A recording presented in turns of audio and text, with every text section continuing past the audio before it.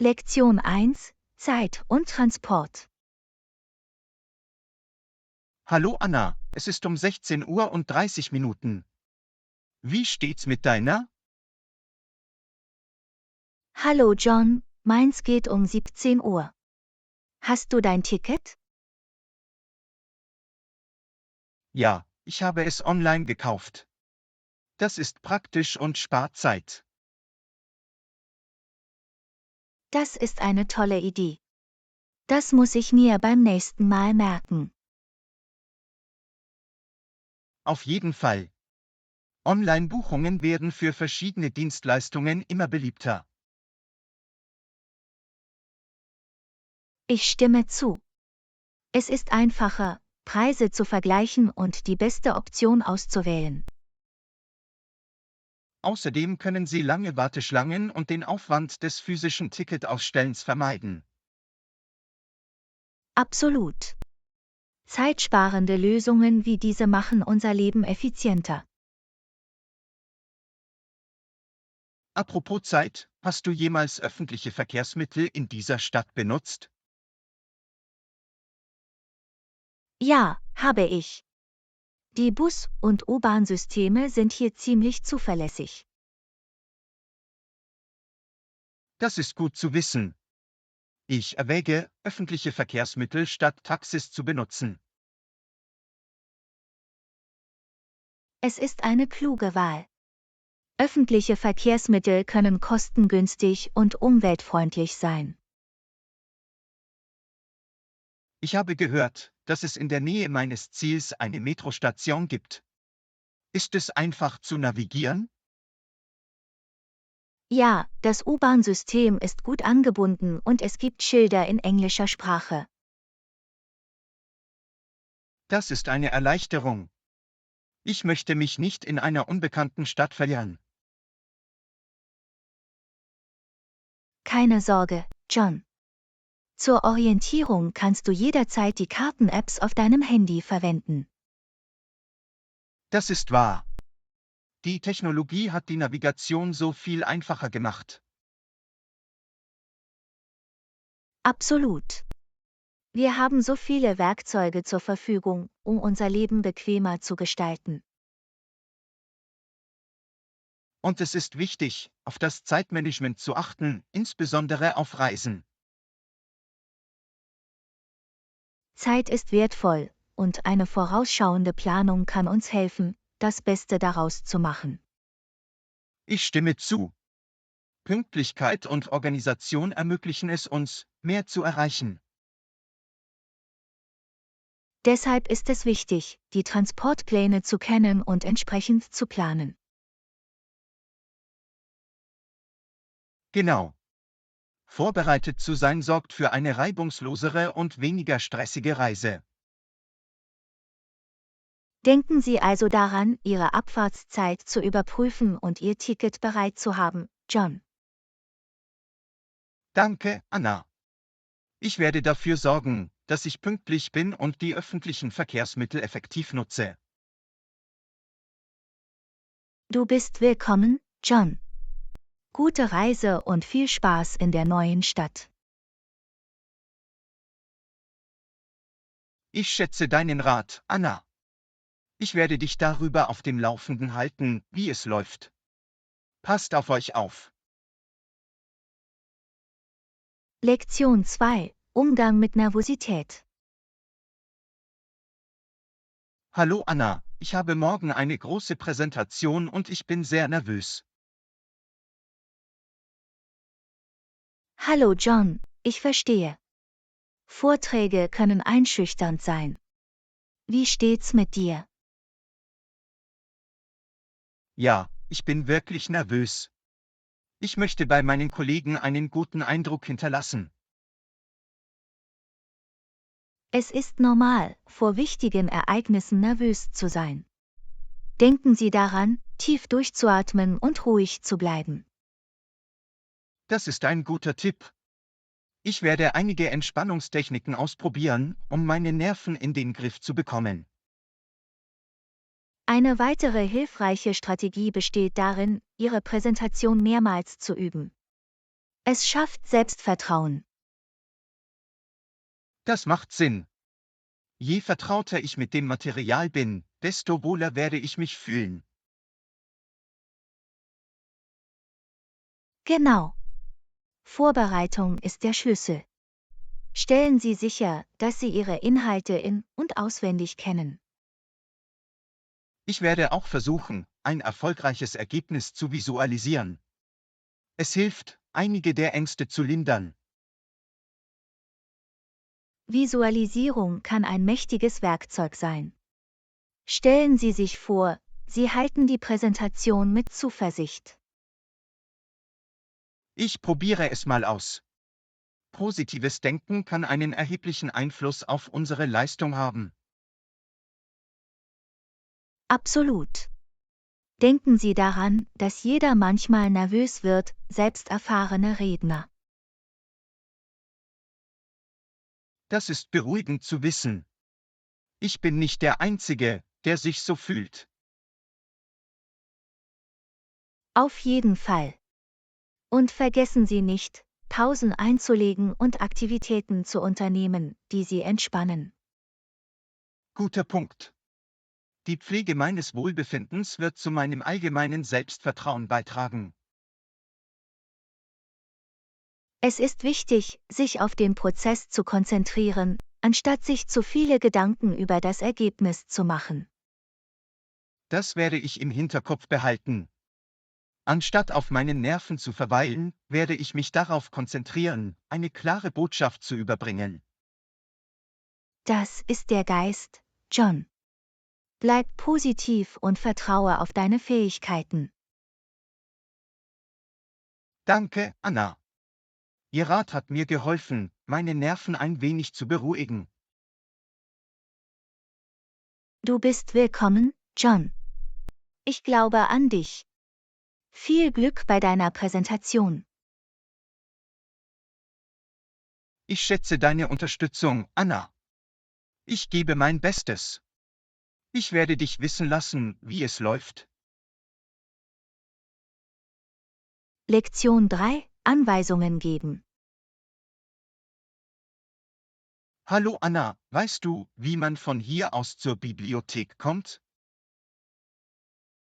Hallo John. Ja, es ist nur ein paar Blocks entfernt.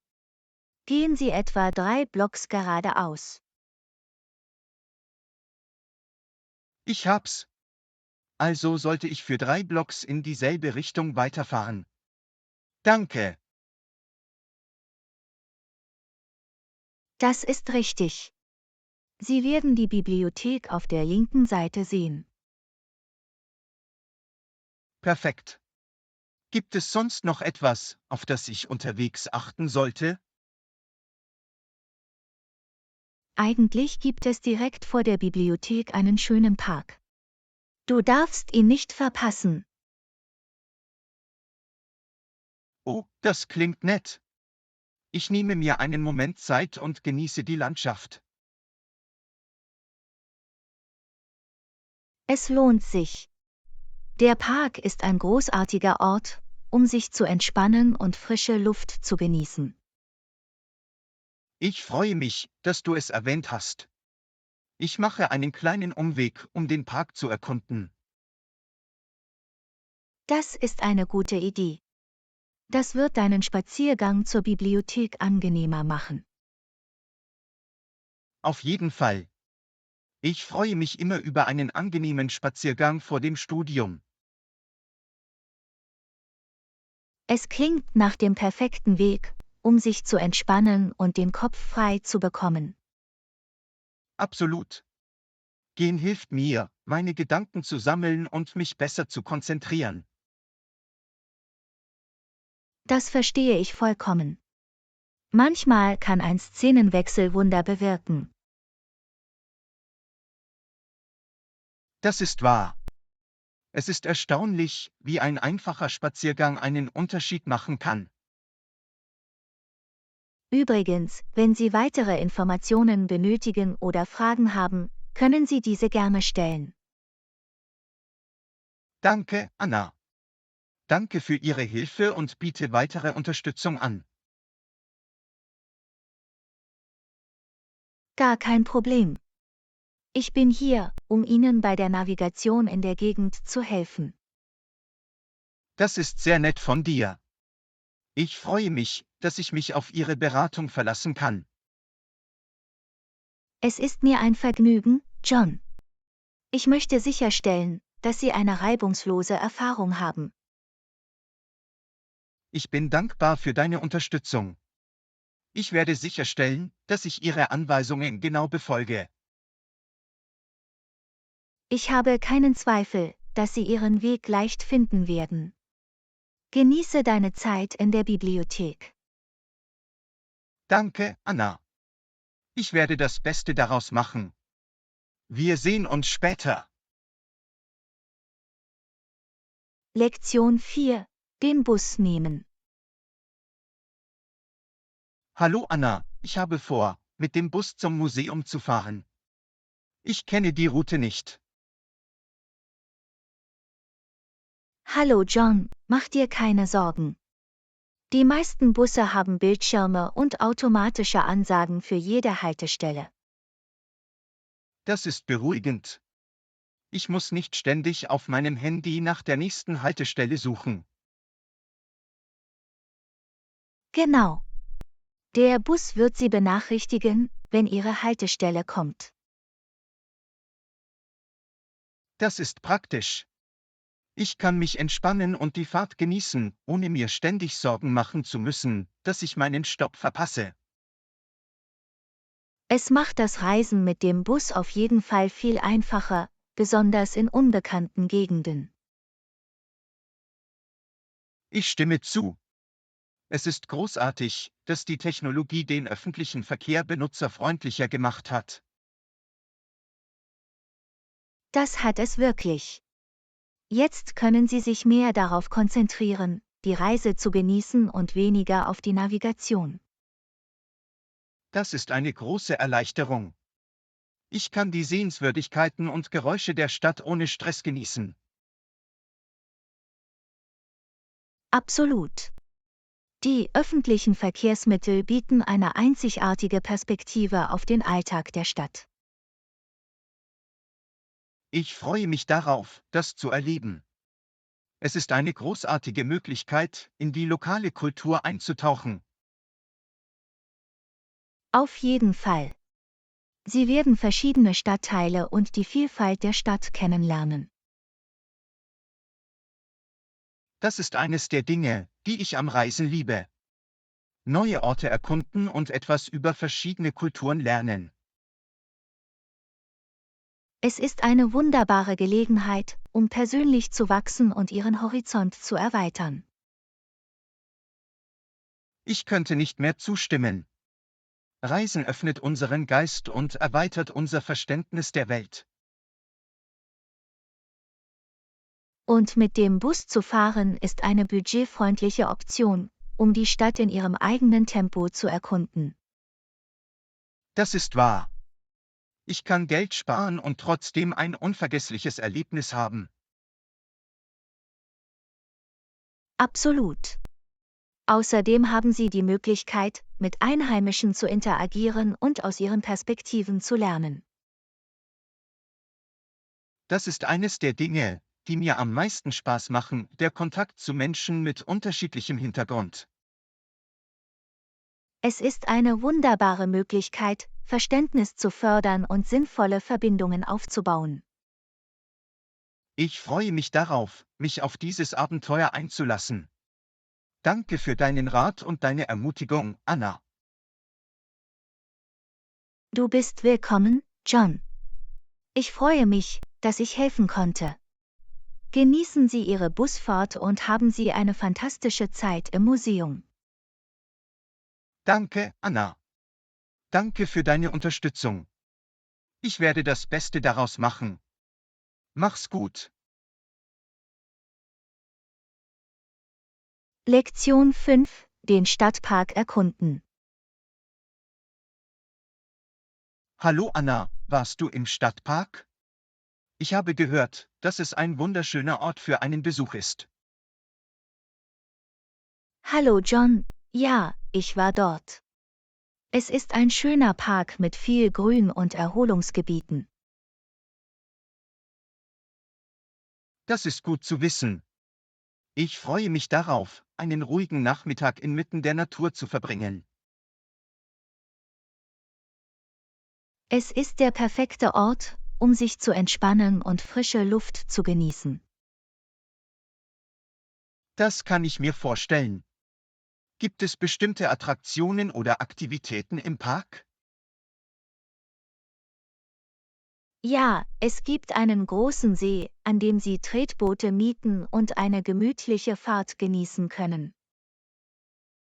Das klingt nach einer lustigen Aktivität. Ich werde es auf jeden Fall versuchen.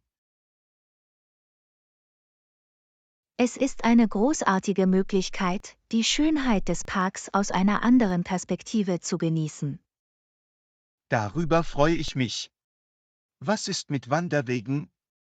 Gibt es malerische Wege? Absolut. Der Park verfügt über mehrere gut gepflegte Wanderwege, die sich perfekt für einen ruhigen Spaziergang eignen. Genau das brauche ich. Ich gehe gerne spazieren und genieße die Umgebung. Dann wirst du es lieben. Der Park bietet eine malerische Aussicht und ein ruhiges Ambiente. Das klingt herrlich. Ich werde sicherstellen, dass ich meine Kamera mitbringe, um die Schönheit einzufangen. Das ist eine tolle Idee. Sie werden viele Möglichkeiten haben, Fotos zu machen. Gibt es neben dem See und den Wanderwegen noch andere bemerkenswerte Merkmale im Park? Ja, es gibt einen botanischen Garten mit einer Vielzahl von Pflanzen und Blumen. Das klingt faszinierend. Ich schätze die Schönheit der Natur und der verschiedenen Pflanzenarten. Es ist ein Genuss für Naturliebhaber und alle, die gerne im Garten arbeiten. Ich bin mir sicher, dass ich viel Zeit damit verbringen werde, den botanischen Garten zu erkunden. Nehmen Sie sich Zeit und genießen Sie jeden Moment. Es gibt so viel zu sehen und zu schätzen. Ich mache genau das. Danke, dass du diesen wunderbaren Park empfohlen hast, Anna. Du bist willkommen, John. Ich freue mich, dass ich dieses versteckte Juwel mit dir teilen konnte. Ich bin dankbar für Ihr Wissen und Ihre Anleitung. Das sind wertvolle Informationen für meinen Besuch. Ich helfe gerne. Ich hoffe, du hast eine fantastische Zeit im Park, John. Danke, Anna. Ich werde das Beste aus dieser Erfahrung machen. Wir sehen uns später. Lektion 6: Einen Garten anlegen. Hallo Anna, ich habe darüber nachgedacht, einen Garten anzulegen. Ich möchte ein paar Pflanzen zu Hause anbauen. Hallo John, das ist eine wundervolle Idee. Gartenarbeit kann ein lohnendes und entspannendes Hobby sein. Ich freue mich darauf. Aber ich habe keine Ahnung, wo ich anfangen soll. Benötigen wir spezielle Vorräte? Ja, wir brauchen Töpfe, um die Pflanzen wachsen zu lassen. Lass uns in den Gartenladen gehen und welche kaufen. Das klingt nach einem Plan. Ich bin sicher, Sie werden eine Vielzahl von Töpfen zur Auswahl haben. Absolut. Wir können auch etwas Blumenerde und Dünger besorgen, wenn wir dort sind. Gute Idee. Es ist wichtig, den Pflanzen die richtigen Nährstoffe zur Verfügung zu stellen, damit sie gedeihen können. Auf jeden Fall. Das Geschäft wird eine Auswahl an organischen Düngemitteln für einen gesünderen Garten anbieten.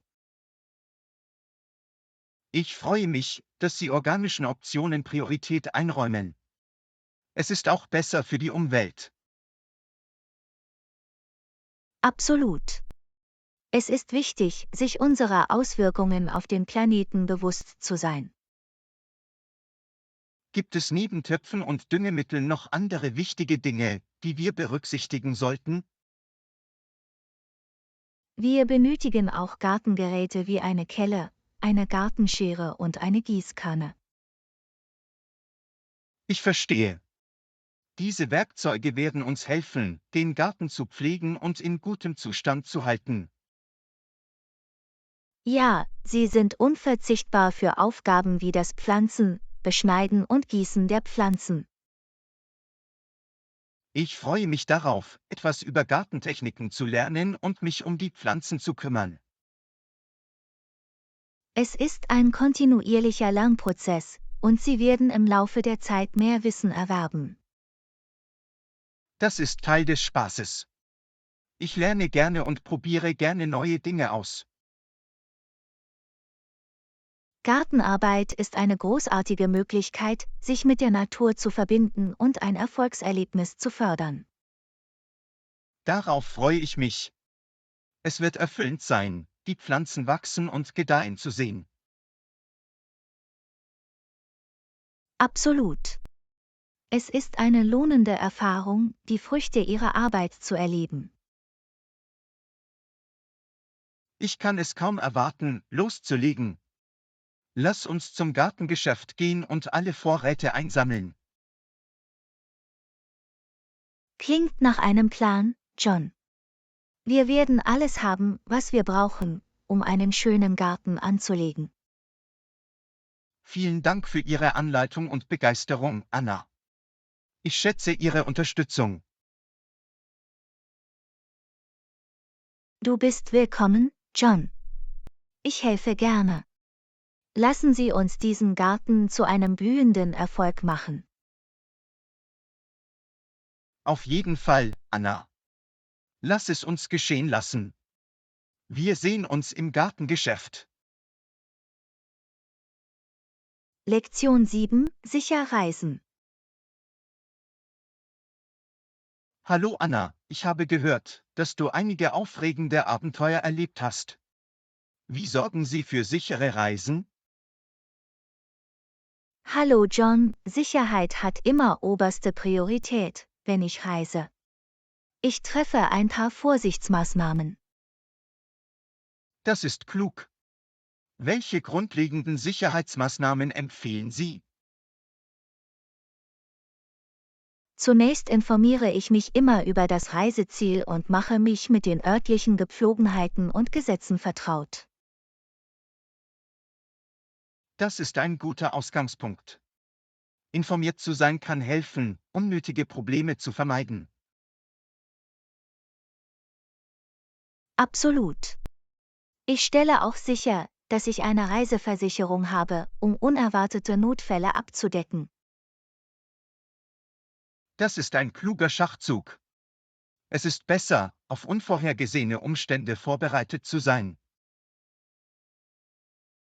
Zusätzlich bewahre ich Kopien wichtiger Dokumente wie Reisepässe und Ausweise auf. Das ist ein toller Tipp. Backups können Ihnen bei Verlust oder Diebstahl viel Ärger ersparen. Ja, es ist wichtig, Duplikate getrennt von den Originalen aufzubewahren. Daran werde ich mich auf jeden Fall erinnern. Tun Sie sonst noch etwas, um die Sicherheit auf Ihren Reisen zu gewährleisten? Ich bin mir meiner Umgebung immer bewusst und vertraue meinen Instinkten. Persönliche Sicherheit ist entscheidend. Das ist wahr. Wachsam und vorsichtig zu sein, kann helfen, potenzielle Risiken oder Gefahren zu vermeiden. Absolut. Ich stelle auch sicher, dass ich einen Kommunikationsplan mit jemandem zu Hause habe. Das ist ein verantwortungsvoller Ansatz. Es ist wichtig, in Verbindung zu bleiben und auf dem Laufenden zu bleiben. Ja, ich melde mich regelmäßig bei meiner Familie oder meinen Freunden, um ihnen mitzuteilen, dass es mir gut geht. Es ist beruhigend für Ihre Lieben zu wissen, dass es Ihnen während Ihrer Abwesenheit gut geht. Auf jeden Fall. Schließlich versuche ich, mich unter die Einheimischen zu mischen und unnötige Aufmerksamkeit zu vermeiden. Das ist eine kluge Strategie. Die Anpassung an die lokale Kultur kann das Reiseerlebnis verbessern.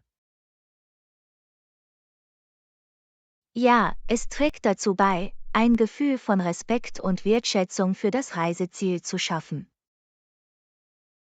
Ich werde all diese Sicherheitstipps für meine zukünftigen Reisen berücksichtigen. Danke, Anna.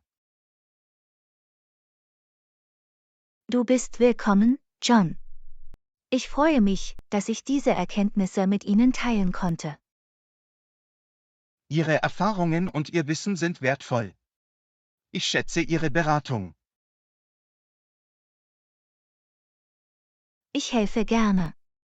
Denken Sie daran, sichere Reisen führen zu unvergesslichen Abenteuern. Absolut, Anna. Ich werde sicherstellen, dass die Sicherheit auf meinen Reisen an erster Stelle steht. Passt auf euch auf. Lektion 8: Tagespläne und Lebensmitteleinkauf. Hallo Anna, hast du konkrete Pläne für heute? Ich muss einkaufen gehen. Hallo John, ich habe keine festen Pläne. Einkaufen klingt nach einer guten Idee. Großartig. Ich muss mich mit dem Nötigsten eindecken. Brauchst du irgendwas? Eigentlich muss ich etwas frisches Obst und Gemüse kaufen. Sie sind ein Grundnahrungsmittel in meiner Ernährung. Das ist eine gesunde Wahl. Ich werde sicherstellen, dass ich sie auch zu meiner Einkaufsliste hinzufüge. Es ist immer eine gute Idee, nahrhaften Lebensmitteln Priorität einzuräumen. Was steht noch auf deiner Liste? Ich brauche auch einige Milchprodukte wie Milch, Käse und Joghurt. Milchprodukte sind eine hervorragende Quelle für Calcium und andere essentielle Nährstoffe. Ich werde es auch zu meiner Liste hinzufügen. Vergessen Sie nicht, beim Einkauf von Milchprodukten die Verfallsdaten zu überprüfen. Absolut, Frische ist entscheidend. Ich überprüfe immer die Daten vor dem Kauf. Neben Lebensmitteln hole ich vielleicht ein paar Reinigungsmittel und Toilettenartikel mit. Das ist eine gute Erinnerung. Es ist wichtig, unsere Wohnräume sauber und hygienisch zu halten. Ja, besonders in diesen Zeiten, in denen Sauberkeit für unser Wohlbefinden unerlässlich ist. Ich muss auch einige Haushaltsgegenstände wie Waschmittel und Toilettenpapier kaufen. Das sind wichtige Dinge, die uns nicht ausgehen sollten. Ich werde sie auch zu meiner Liste hinzufügen.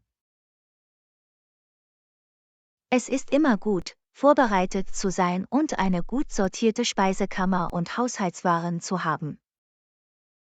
Absolut, es erspart uns, in letzter Minute in den Laden zu gehen. Haben Sie ein bestimmtes Geschäft für Lebensmitteleinkäufe im Sinn? Normalerweise gehe ich in den Supermarkt in der Nähe. Sie haben eine Vielzahl von Produkten. Das klingt praktisch.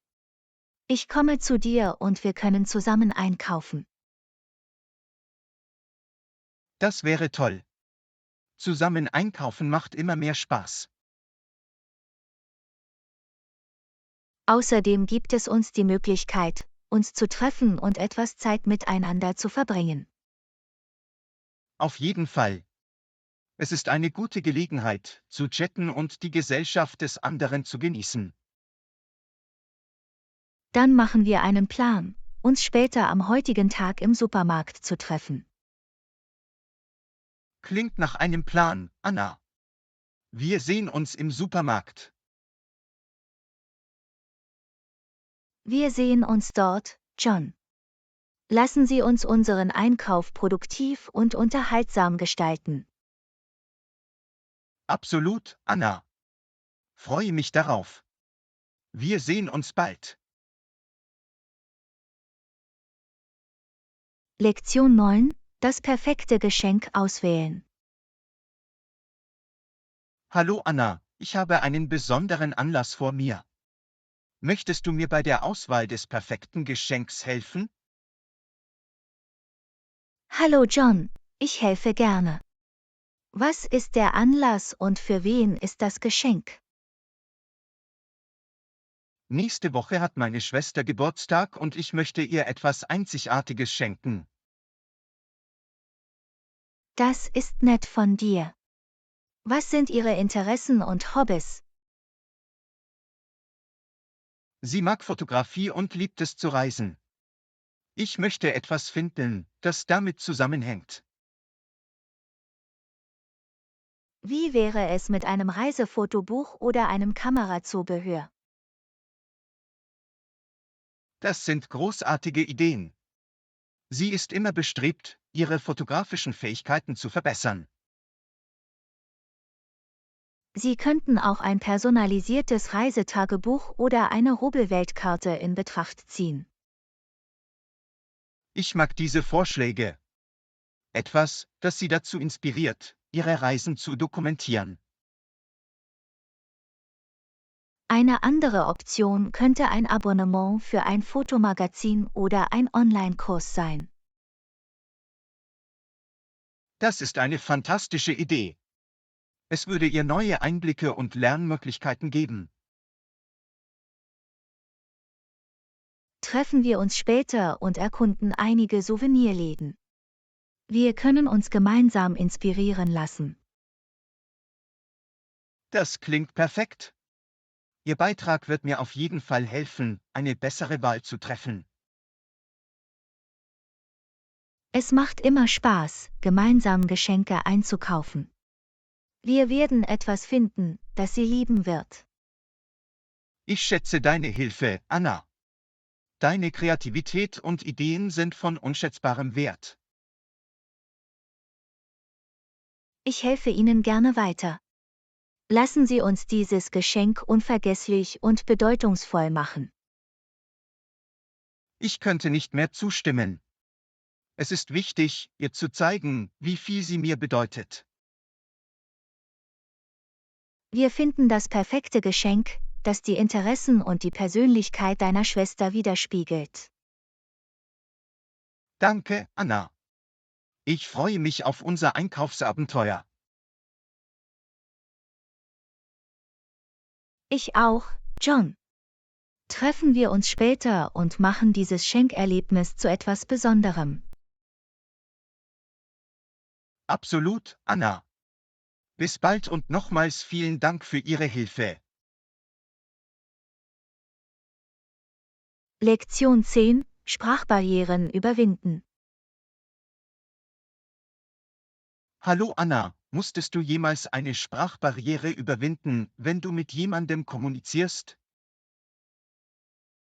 Hallo John, ja, ich bin auf meinen Reisen auf Sprachbarrieren gestoßen. Es kann eine Herausforderung sein. Das kann ich mir vorstellen. Wie haben Sie es geschafft, trotz der Sprachbarriere zu kommunizieren? Anfangs war es etwas schwierig, aber ich fand nonverbale Kommunikation hilfreich. Nonverbale Kommunikation, wie Gesten und Gesichtsausdrücke? Ja, genau. Einfache Gesten und Gesichtsausdrücke können viel Bedeutung vermitteln. Das ist wahr. Nonverbale Hinweise können die Lücke überbrücken, wenn die verbale Kommunikation eingeschränkt ist.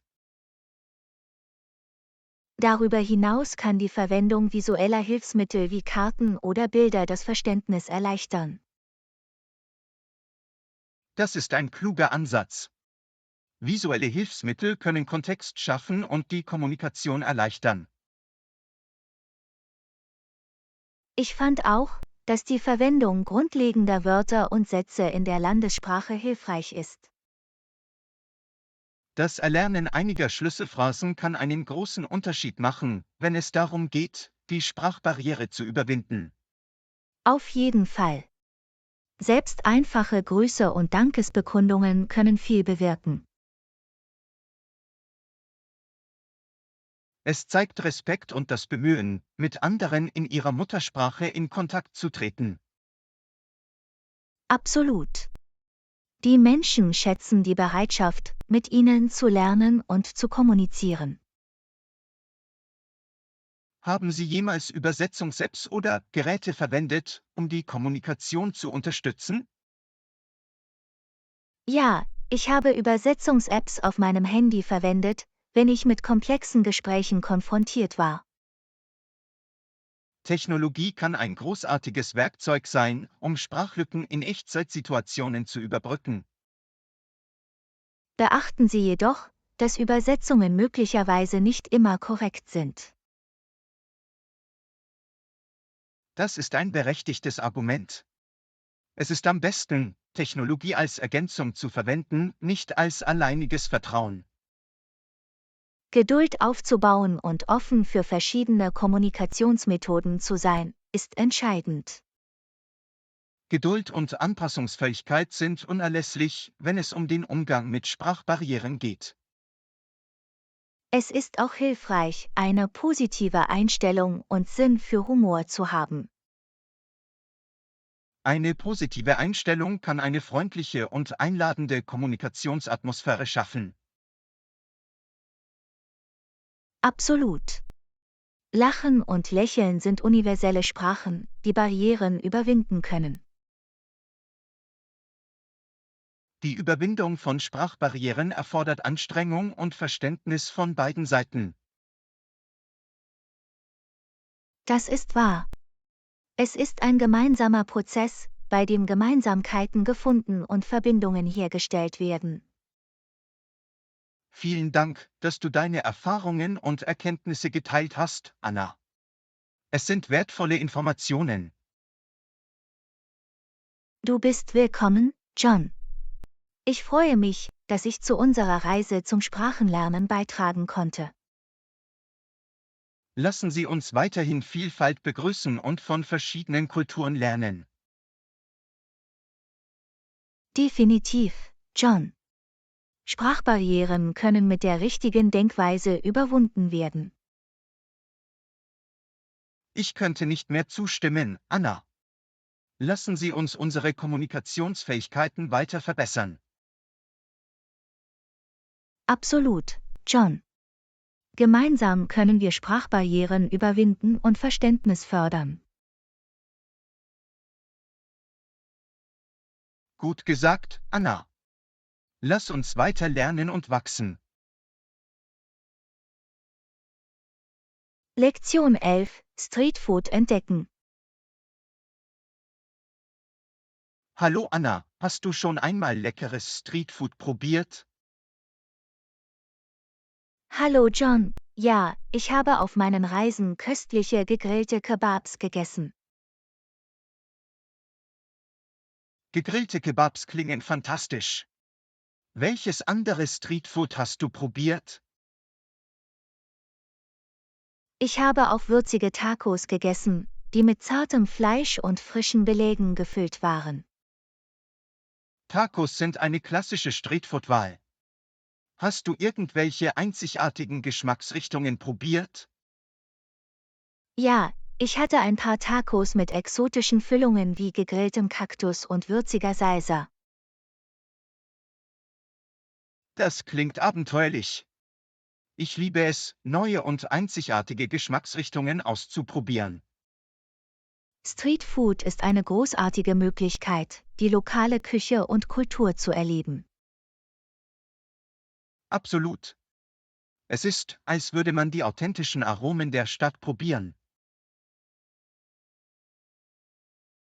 Ich habe auch einige knusprige und herzhafte Empanadas probiert, die mit Käse und Fleisch gefüllt sind. Empanadas sind in vielen lateinamerikanischen Ländern beliebt. Sie sind so lecker.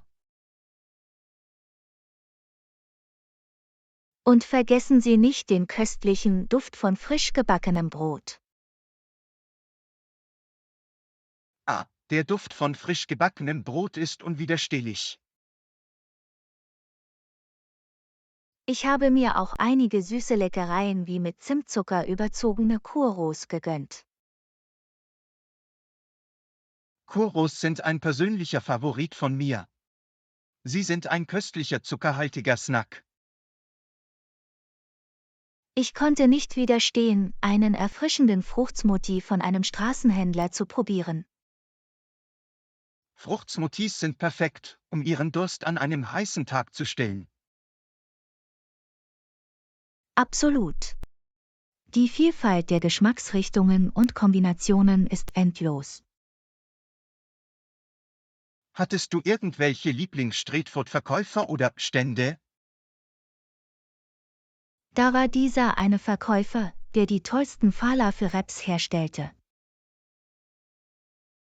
Falafel-Wraps sind köstlich. Ich liebe die Kombination von Aromen und Texturen. Genau. Es ist eine perfekte Mischung aus knuspriger Falafel, frischem Gemüse und würziger Sauce. Streetfood bietet wirklich ein einzigartiges kulinarisches Erlebnis. Es ist ein Fest für die Sinne, von den lebendigen Farben bis hin zu den verlockenden Aromen. Ich werde hungrig, wenn ich nur darüber rede. Ich kann es kaum erwarten, mehr Streetfood zu probieren.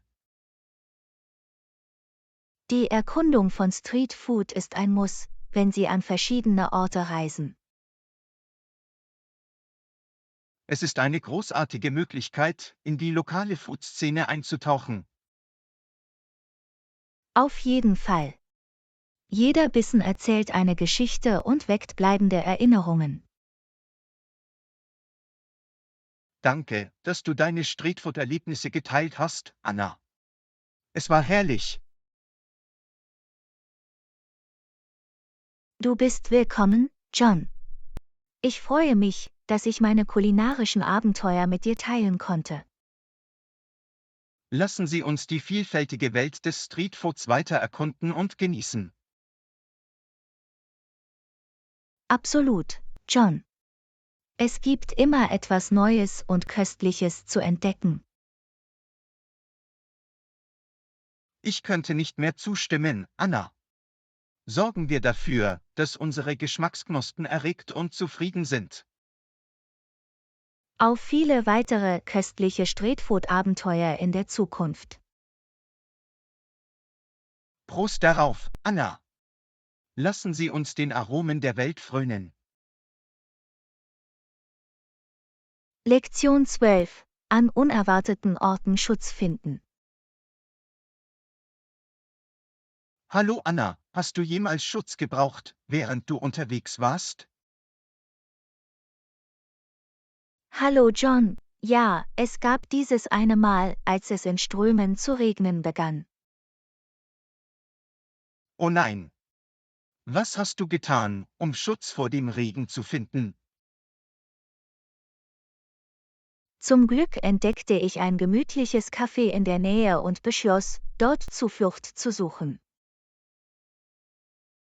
Das ist ein Glück. Cafés sind oft großartige Orte, um Schutz zu finden und ein warmes Getränk zu genießen. Genau. Ich bestellte eine heiße Tasse Kaffee und machte es mir gemütlich, bis der Regen aufhörte. Kaffee klingt nach dem perfekten Begleiter an einem Regentag.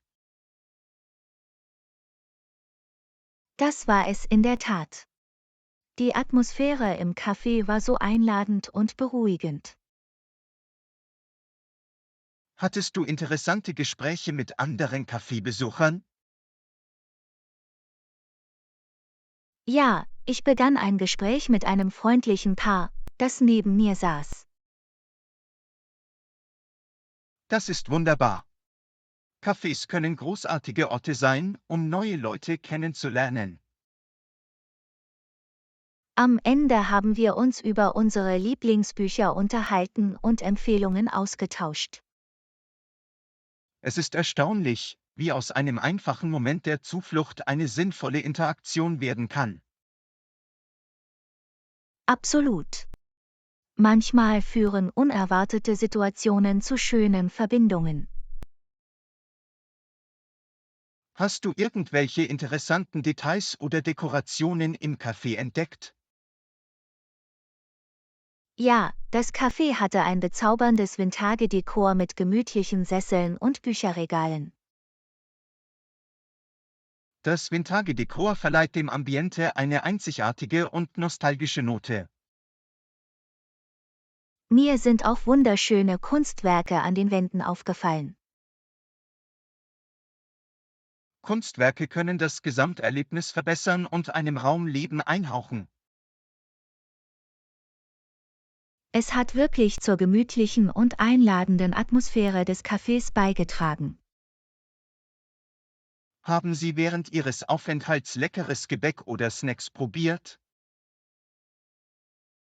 Oh ja, ich konnte nicht widerstehen, mir ein köstliches Stück Schokoladenkuchen zu gönnen. Schokoladenkuchen klingt nach dem perfekten Leckerbissen für einen Regentag. Es war absolut göttlich.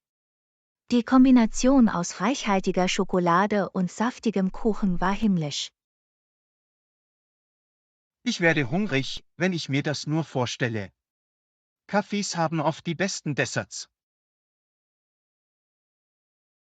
Das tun sie wirklich.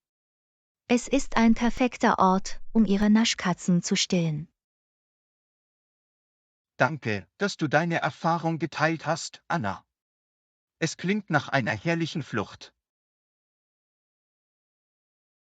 Du bist willkommen, John. Es war wirklich ein unvergesslicher und gemütlicher Moment. Denken wir daran, diese unerwarteten Momente der Geborgenheit und des Trostes zu schätzen. Definitiv, John. Sie erinnern uns daran, langsamer zu werden und die einfachen Freuden zu genießen. Absolut. Die kleinen Überraschungen des Lebens können unsere Reisen zu etwas ganz Besonderem machen.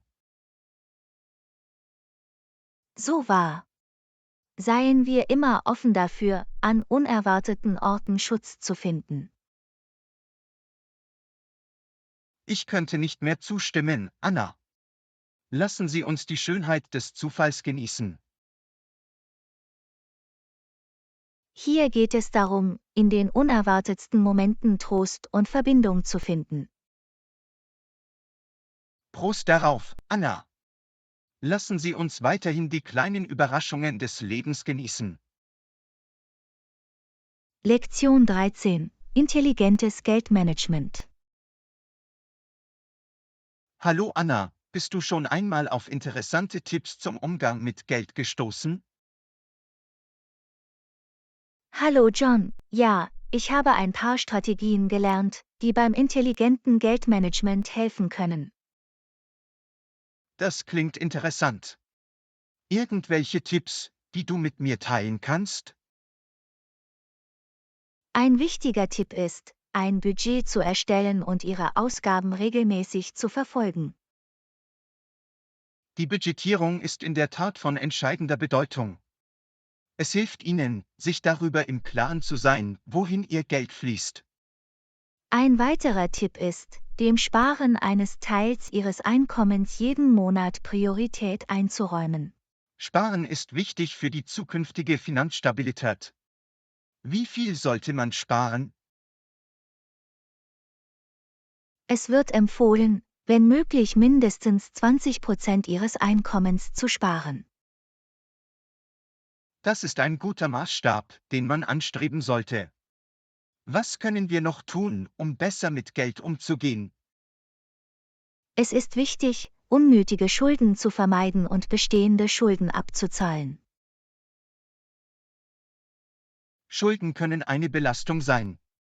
Welche Strategien gibt es, um Schulden effektiv abzuzahlen? Ein Ansatz besteht darin, zuerst der Tilgung von Schulden mit hohen Zinssätzen Priorität einzuräumen. Das macht Sinn. Die Tilgung hochverzinslicher Schulden spart auf lange Sicht Geld. Darüber hinaus ist es ratsam, einen Notfallfonds für unerwartete Ausgaben einzurichten. Ein Notfallfonds bietet ein Sicherheitsnetz in schwierigen Zeiten. Wie viel sollte für Notfälle gespart werden? Es wird generell empfohlen, die Lebenshaltungskosten für 3 bis 6 Monate zu sparen. Dieses finanzielle Polster kann in unsicheren Zeiten für Seelenfrieden sorgen. Absolut. Es ist auch wichtig, in langfristiges finanzielles Wachstum zu investieren. Investieren kann einschüchternd sein. Irgendwelche Ratschläge, wie man anfängt? Es ist eine gute Idee, einen Finanzberater zu recherchieren und sich von ihm beraten zu lassen. Professionelle Beratung kann helfen, fundierte Anlageentscheidungen zu treffen. Darüber hinaus kann eine Diversifizierung der Anlagen dazu beitragen, Risiken zu reduzieren. Diversifikation ist der Schlüssel. Die Verteilung der Investitionen auf verschiedene Vermögenswerte ist ein kluger Schachzug. Schließlich ist es wichtig, Ihren Finanzplan regelmäßig zu überprüfen und nach Bedarf anzupassen. Flexibilität und Anpassungsfähigkeit sind in der sich ständig verändernden Finanzlandschaft wichtig. Das ist richtig. Indem wir informiert und proaktiv bleiben, können wir unser Geld effektiv verwalten. Vielen Dank für das Teilen dieser wertvollen Tipps, Anna. Sie sind praktisch und hilfreich. Du bist willkommen, John. Es ist wichtig, dass wir uns mit Finanzwissen ausstatten. Lassen Sie uns weiter lernen und intelligente Geldmanagementstrategien umsetzen. Absolut, John. Es ist eine lebenslange Reise zum finanziellen Wohlbefinden. Kluge Worte, Anna. Es geht darum, kluge finanzielle Entscheidungen zu treffen und unsere Zukunft zu sichern. Lektion 14: Langlebige Akkulaufzeit. Hallo Anna, bist du auf Geräte mit langer Akkulaufzeit gestoßen? Hallo John, ja, ich habe kürzlich ein Smartphone entdeckt, das eine längere Akkulaufzeit hat. Das ist beeindruckend. Wie lange hält der Akku dieses Geräts? Es kann mit einer einzigen Ladung bis zu 2 Tage halten, auch bei starker Beanspruchung. Das ist bemerkenswert. Viele Smartphones haben Schwierigkeiten, einen ganzen Tag durchzuhalten. In der Tat. Eine langlebige Batterie ist ein großer Vorteil, besonders wenn wir unterwegs sind. Absolut. Es ist frustrierend, wenn die Batterie unserer Geräte schnell leer wird. Dies kann unpraktisch sein, insbesondere wenn wir bei der Arbeit oder Kommunikation auf unsere Geräte angewiesen sind. Gibt es bestimmte Merkmale, die zur längeren Akkulaufzeit beitragen? Ja, das Telefon verwendet fortschrittliche Energiespartechnologien, die den Akkuverbrauch optimieren. Das ist beeindruckend. Die Optimierung des Stromverbrauchs trägt zur Verlängerung der Akkulaufzeit bei. Darüber hinaus hat das Telefon im Vergleich zu anderen Modellen eine größere Akkukapazität. Eine größere Akkukapazität ermöglicht definitiv eine längere Nutzung zwischen den Ladevorgängen. Es ist eine großartige Funktion für diejenigen, die den ganzen Tag über ständig telefonieren. Absolut. Eine längere Akkulaufzeit sorgt für Komfort und Sicherheit. Und es ermöglicht uns, unsere Geräte über einen längeren Zeitraum ohne Unterbrechungen zu verwenden. Das ist ein großer Vorteil, insbesondere wenn wir auf Reisen sind oder nicht in der Nähe von Steckdosen sind. Es ist immer schön, ein zuverlässiges Gerät zu haben, das unseren Bedürfnissen gerecht wird. Auf jeden Fall. Eine lange Akkulaufzeit ist für viele Verbraucher ein gefragtes Merkmal. Bei der Auswahl eines neuen Geräts ist es wichtig, die Akkulaufzeit zu berücksichtigen. Gibt es noch andere Geräte, auf die Sie mit einer beeindruckenden Akkuleistung gestoßen sind? Ja, ich habe auch Laptops und Tablets gefunden, die eine längere Akkulaufzeit bieten.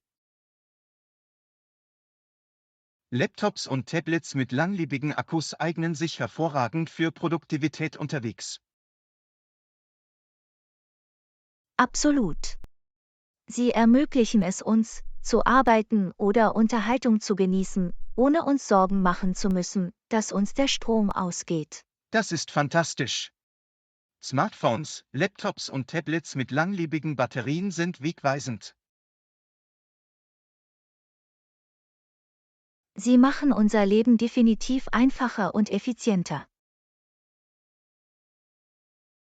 Vielen Dank für das Teilen dieser Informationen, Anna. Es ist gut, über Geräte mit längerer Akkulaufzeit Bescheid zu wissen. Du bist willkommen, John. Es ist immer hilfreich, Geräte zu haben, die mit unserem geschäftigen Leben Schritt halten können. Lassen Sie uns weiterhin Technologien erforschen und nutzen, die eine lang anhaltende Akkuleistung bieten. Definitiv, John. Es geht darum, Geräte zu finden, die unseren Bedürfnissen und unserem Lebensstil entsprechen. Wir freuen uns darauf, immer mit Strom versorgt und in Verbindung zu bleiben, wo immer wir hingehen.